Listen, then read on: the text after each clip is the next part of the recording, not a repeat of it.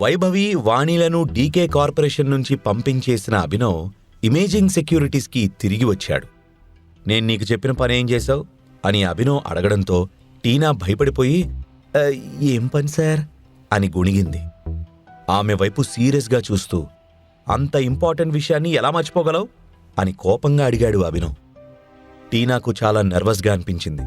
కాని బుర్రను ఎంత బ్లెండ్ చేసినా తను ఏం మిస్ చేసిందో అర్థం కాలేదు.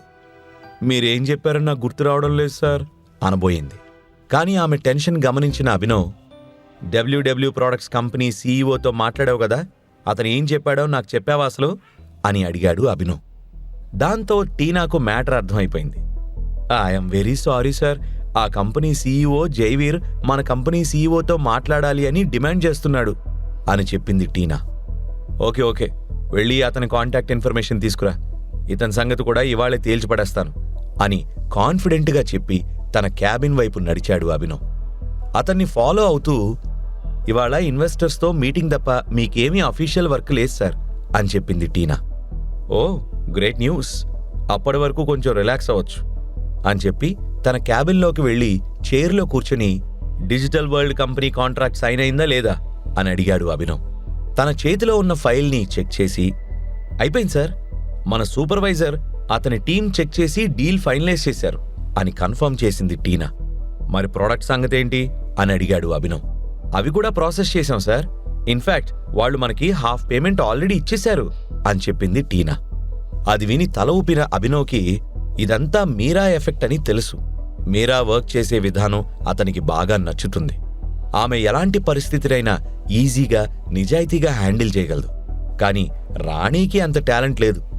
జూనియర్స్ మీద జులుం చేస్తూ ఉంటుంది. పైగా ఆమె ఇక్బాల్కి క్లోజ్ అనే అనుమానం కూడా ఉంది. బయటికి వెళ్లబోతున్న టీనాని ఆపిన అభినవ్, జైవీర్ కాంటాక్ట్ నంబర్ అర్జెంటుగా పంపించు, నేను మన సీఈఓకి ఫార్వర్డ్ చేస్తాను, నేను మళ్లీ పిలిచినప్పుడు నా క్యాబిన్కి రా అని చెప్పి ఆమెను వెళ్లమని సైగ చేశాడు అభినవ్. ఆమె వెళ్లిన వెంటనే తన చైర్లో నుంచి లేచి డోర్ దగ్గరకు వెళ్లి దాన్ని లాక్ చేశాడు అభినవ్. ఇప్పుడు తను జైవీర్తో టైగర్లా కాల్ మాట్లాడాలి. ఎవ్వరూ తనని డిస్టర్బ్ చేయకుండా అలా చేశాడు. 2 నిమిషాల్లోనే అభినవ్ ఫోన్కి టీనా నుంచి జైవీర్ నెంబర్ మెసేజ్ వచ్చింది. టైగర్గా యూజ్ చేస్తున్న ఫోన్ తీసి జైవీర్కి కాల్ చేశాడు. 2 రింగ్స్ అయిన వెంటనే అవతల జైవీర్ కాల్ లిఫ్ట్ చేసి, హలో ఎవరు అని అడిగాడు. కాల్ లిఫ్ట్ చేయగానే గుడ్ మార్నింగ్ చెప్పే అలవాటు లేదా జైవీర్ అని అడిగాడు అభినవ్. ఒక్క క్షణం కామైన జైవీర్, నీకు నా పేరు ఫోన్ నెంబర్ తెలుసుంటే నేను నీకు తెలుసుండొచ్చు, కానీ నీ నెంబర్ నా దగ్గర సేవ్ అయ్యలేదు, మోరోవర్ ప్రైవేట్ నెంబర్ అని చూపిస్తోంది, ఎవరు నువ్వు అని అడిగాడు. జైవీర్ అడిగిన ప్రశ్నకు సమాధానంగా, మేబీ నా గురించి నువ్వు విని ఉండొచ్చు, కానీ పర్సనల్గా నేను నీకు తెలీదు, అదంతా వదిలే, నీతో మాట్లాడమని నా స్టాఫ్ రిక్వెస్ట్ చేశారు అని ఆన్సర్ చేశాడు అభినవ్. ఇమేజింగ్ సెక్యూరిటీస్ నుంచి కాల్ చేస్తున్నారా అని డౌట్ఫుల్గా అడిగాడు జైవీర్.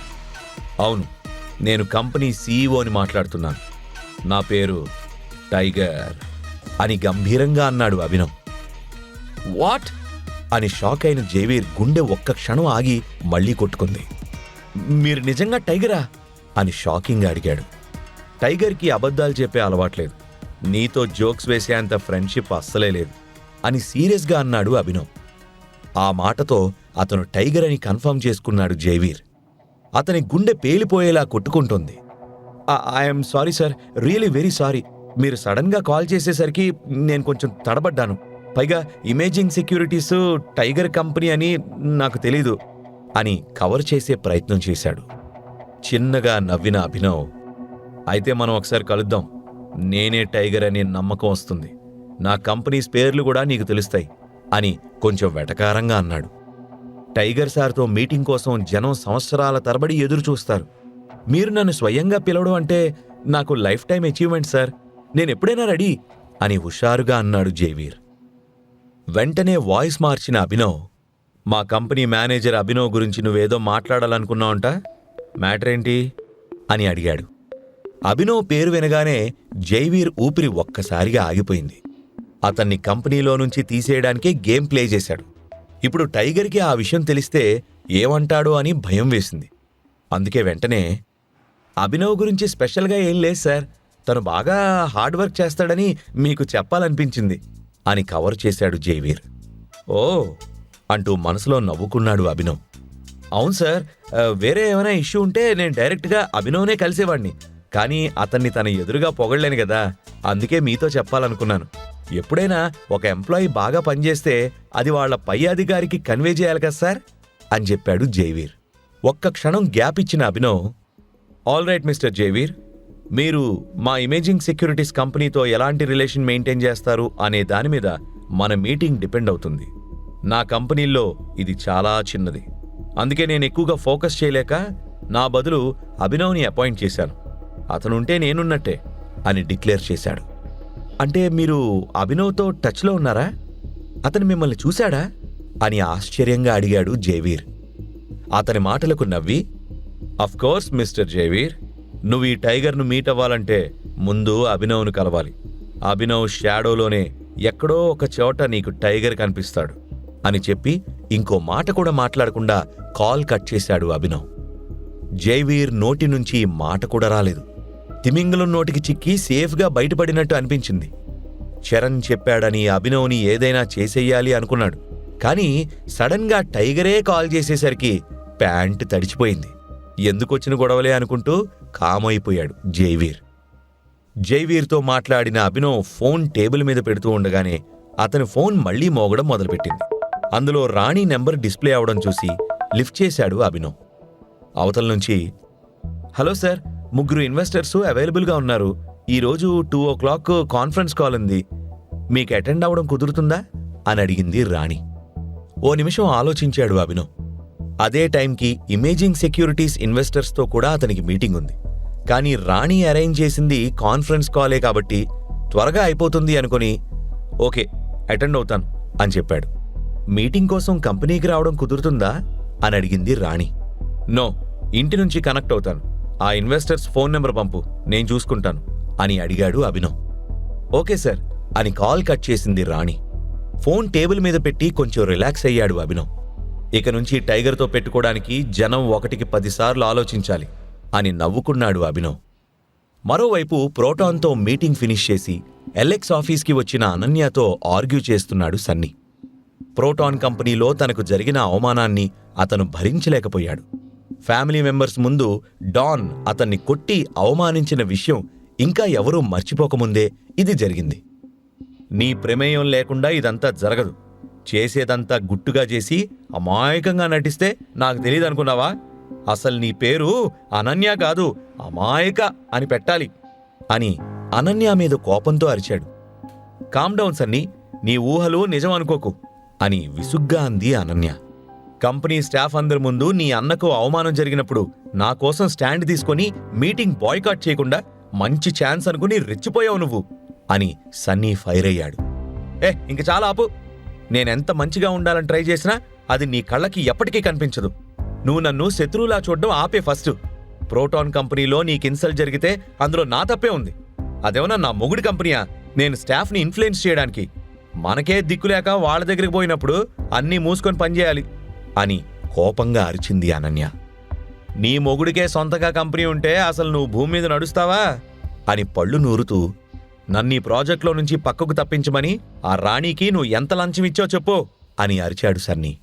ఆ మాటలకు అనన్య కోపం కట్టలు తెంచుకుంది.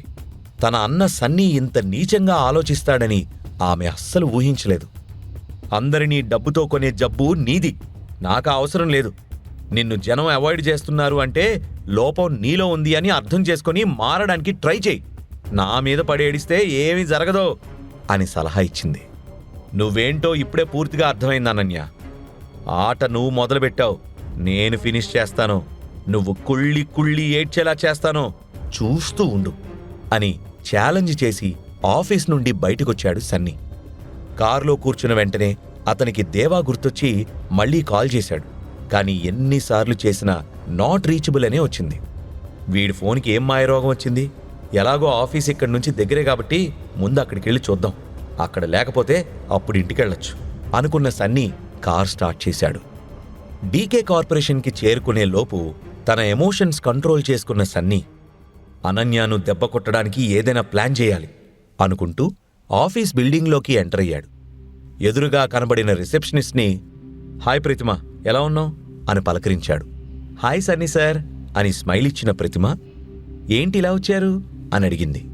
దేవాని కలవడానికి వచ్చాను, తన లోపలున్నాడా అని అడిగాడు సన్నీ. అతన్నోసారి పైనుంచి కిందకి చూసి అతను లోపల లేడు సార్ అని చెప్పింది. సరే ఎప్పుడొస్తాడు అని అడిగాడు సన్నీ. ఇక నుంచి దేవా రాడు సార్ అని చెప్పింది ప్రతిమ. వాట్, ఏం మాట్లాడుతున్నావు అని షాకింగ్గా అడిగాడు సన్నీ. అప్పుడే అక్కడికొచ్చిన కంపెనీ డైరెక్టర్ ఇందు ఈ కంపెనీ ఇప్పుడు దేవాది కాదు కదా అని డిక్లేర్ చేసింది. నెత్తిమీద బాంబు పడినట్టు ఫీల్ అయ్యాడు సన్నీ. అసలు అక్కడ ఏం జరుగుతుందో, వాళ్ళు దేని గురించి చెప్తున్నారో అతనికి ఏమీ అర్థం కావడం లేదు. డీకే కార్పొరేషన్ సీఈఓ పేరు విని సన్నీ ఎలా రియాక్ట్ అవుతాడు? తన ఫ్రెండ్ దేవాను కనిపెట్టడానికి సన్నీ వెళ్తాడా? అభినవ్ గురించి టైగర్ చెప్పిన మాటలు విని జైవీర్ ఏం చేస్తాడు? ఈ ప్రశ్నలకు సమాధానాలు తెలుసుకోవాలంటే నెక్స్ట్ ఎపిసోడ్ వినాల్సిందే. క్రింద ఇచ్చిన లింక్ ని క్లిక్ చేసి పాకెట్ ఎఫ్ఎం యాప్ ని ఇన్స్టాల్ చేసుకోండి. Stay tuned to Pocket FM.